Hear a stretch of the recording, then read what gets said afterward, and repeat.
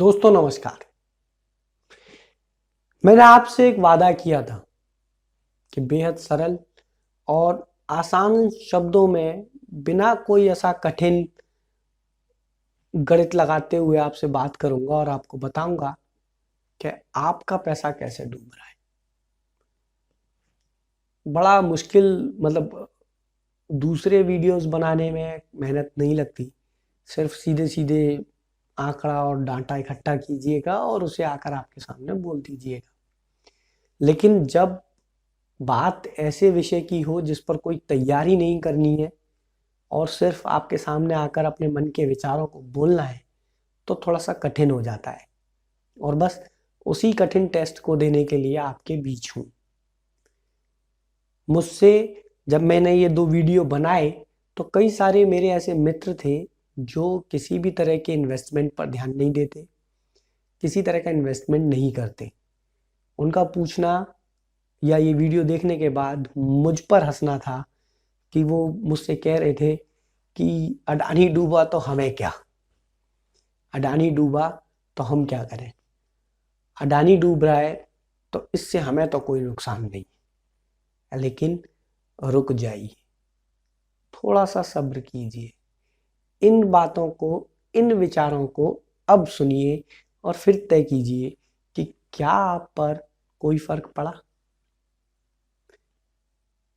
मैं ऐसा इसलिए कह रहा हूं क्योंकि आप खुद सोचिए, आप जब किसी बैंक में पैसा जमा करते हैं तो बैंक जो आपको ब्याज देता है वो आपने तो नहीं कमाई, वो पैसा आपने तो नहीं कमाया। बैंक ने अपने पास रखा जरूर, लेकिन उन कर्मचारियों ने आपके उस पैसे की सुरक्षा के लिए, आपके उस पैसे को सेफ रखने के लिए दिन रात मेहनत भी की। उसके बाद मेहनताना भी नहीं लिया और आपको कुछ मुनाफा जरूर दे दिया। ऐसा कैसे हुआ? आप कह सकते हैं कि उन्होंने इस पैसे को कर्ज के तौर पर किसी दूसरे व्यक्ति को दे दिया और जब उससे वापस आया तो अपना मेहनताना काट कर हमें भी कुछ मुनाफा दे दिया। बिल्कुल सही है, ऐसा ही होता है। लेकिन जिस व्यक्ति को वो पैसा दिया जाए और वो वापस ही ना आए तो आपको मुनाफे के साथ पैसा कैसे दिया जाएगा? ये भी उसी सवाल की तरह बिल्कुल सही है। आपने जिन बैंकों में अपना पैसा जमा कर रखा है उन बैंकों ने अडानी समूह को जो कर्जा दिया है, अगर अडानी समूह दिवालिया हो जाता है, अडानी समूह वो पैसा देने से मना कर देता है, तब भी क्या आपको आपका पैसा पूरा का पूरा जस का तस वापस मिलेगा? अगर आपने LIC में बीमा करा रखा है और अडानी समूह दिवालिया हो जाता है, तब भी क्या आपको आपका पूरा पैसा मिलेगा? सोचिएगा जरूर, क्योंकि आपने ये पैसा बड़ी मेहनत के साथ कमाया है। लेकिन आपकी मेहनत की इस कमाई को किसी समूह को, किसी व्यक्ति को, किसी ऐसे आदमी के हाथों सौंप दी जाती है जिससे इसको संभालने का तरीका भी नहीं पता। किसी ऐसे व्यक्ति के हाथ में पहुंचा दी जाती है जो सिर्फ और सिर्फ आप ही के पैसे को लेने के बाद, आप ही के पैसे को चुकाने के लिए बैंक से या सरकार से उस पैसे पर ब्याज माफी मांगता है, ब्याज नहीं देना चाहता और आपको आपके मूल में भी कम कर देता है। ऐसी स्थिति में देश के विकास की जो रफ्तार है, देश के विकास की जिस रफ्तार के लिए सरकार बात करती है, वो रफ्तार आगे बढ़ रही है या पीछे जा रही है? हम 5 बिलियन इकोनॉमी हो गए, हम 5 ट्रिलियन इकोनॉमी हो गए। हमारी देश की जो इकोनॉमी है वो लगातार बढ़ती ही जा रही है।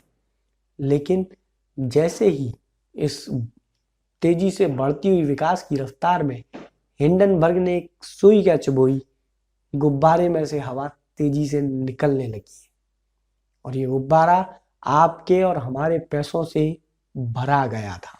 माफ करना, मैं फिर से टेक्निकल भाषाओं का इस्तेमाल करने लगा। मैंने पहले ही कहा था, बेहद आसान शब्दों में बात करना या ये कहूँ कि उसे और सरल शब्दों में आपके पास लाना थोड़ा सा कठिन काम है, लेकिन प्रयास कर रहा हूँ। आप देखिएगा कि प्रयास किस तरीके से है। इसको ऐसे करके समझ सकते हैं, एक छोटे से उदाहरण से और समझाने की कोशिश करूंगा। मान लीजिए आप बाजार गए कुछ सामान लेने, ये कहूँ आप बाजार गए सब्जी लेने, आप बाजार गए एक रेस्टोरेंट में फैमिली के साथ खाना खाने।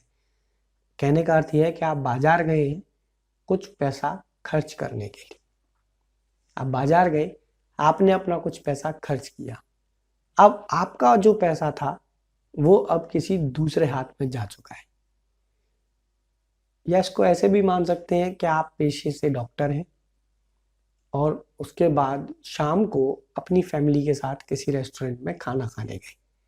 आपने खाना खाया और अब ये पैसा उस रेस्टोरेंट ऑनर या उस रेस्टोरेंट के मालिक के पास पहुंच गया। आपसे पैसा जा चुका है और अब ये रेस्टोरेंट ऑनर या उस रेस्टोरेंट के मालिक के पास है। उस मालिक के बच्चे स्कूल गए, ऑनर ने स्कूल के मालिक को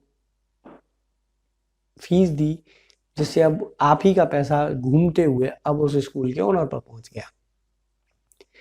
स्कूल ओनर का कोई रिलेटिव या स्कूल ओनर का कोई बच्चा या उसकी फैमिली में किसी तरह की मेडिकल क्राइसिस हो जाती है या मेडिकल की दिक्कत होती है, कोई बच्चा बीमार हो जाता है और फिर वो आपके पास आता है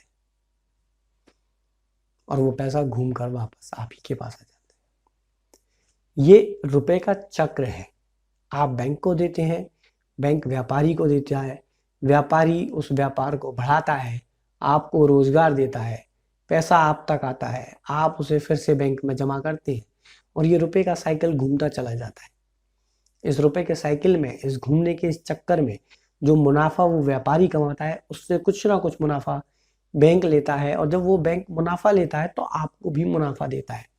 लेकिन अगर वो व्यापारी मुनाफा ही नहीं कमाए और अपने आप को दिन पर दिन आगे बढ़ाने के लिए सिर्फ और सिर्फ आंकड़ों की बाजीगरी करता चला जाए, तो ऐसी बाजीगरी को क्या कहिएगा? ऐसी बाजीगरी को क्या कहिएगा? या ये कहूँ हिंडनबर्ग ने ऐसी बाजीगरी को अडानी कह दिया है, जिसके बाद अडानी समूह की उस तेजी से बढ़ते हुए खजाने में एक पिन चुबा दी गई है, जिसके बाद उसमें से हवा निकलना तेजी से शुरू हो गया है। अब आपको ये जानकर और भी ज्यादा हैरानी होगी, दुनिया में जहां अडानी तीसरे नंबर के पैसे वाले थे, अब वो चौथा नहीं, पांचवा नहीं, छठा नहीं, 7वें नंबर के पैसे वाले हो गए हैं। और सोमवार को जब बाजार खुलेगा तो ये भी हो सकता है कि वो और भी ज्यादा नीचे चले जाएं। और अगर जैसा अभी 2 दिन हुआ है, यानी कि बृहस्पति और शुक्रवार को जिस तरह की स्थिति बनी है, माफ कीजिएगा, बृहस्पतिवार को 26 जनवरी की वजह से बंद था, तो 25 और 27 को जो स्थिति बनी है, उसके बाद अगर 2 दिन अच्छी स्थिति और बनी तो अडानी दुनिया के टॉप 10 रईसों में से भी बाहर हो जाएंगे। इसके लिए अडानी समूह, सरकार किस तरह के प्रयास करेगी ये आगे देखने वाला समय बताएगा। लेकिन मैं सिर्फ यही कह पाऊंगा, आपकी गाड़ी कमाई खतरे में है, आपका भी पैसा डूब सकता है। इसका और भी स्पष्ट उदाहरण ये कह सकता हूं कि कई सारी बैंकें डूबी और आप हल्ला मचाते रहे, लेकिन सरकार आपकी कोई मदद नहीं कर पाई और आपका पैसा डूब गया। इसी वजह से सिर्फ ये कह सकता हूं, आपका पैसा खतरे में है, आपका पैसा दांव पर है, आपका पैसा डूब रहा है, आपका पैसा डूब सकता है। अगले वीडियो में फिर आपसे मुलाकात करूंगा किसी नए विषय, किसी नई वस्तु, किसी नए मुद्दे पर। तब तक मुझे दीजिए इजाजत। नमस्कार।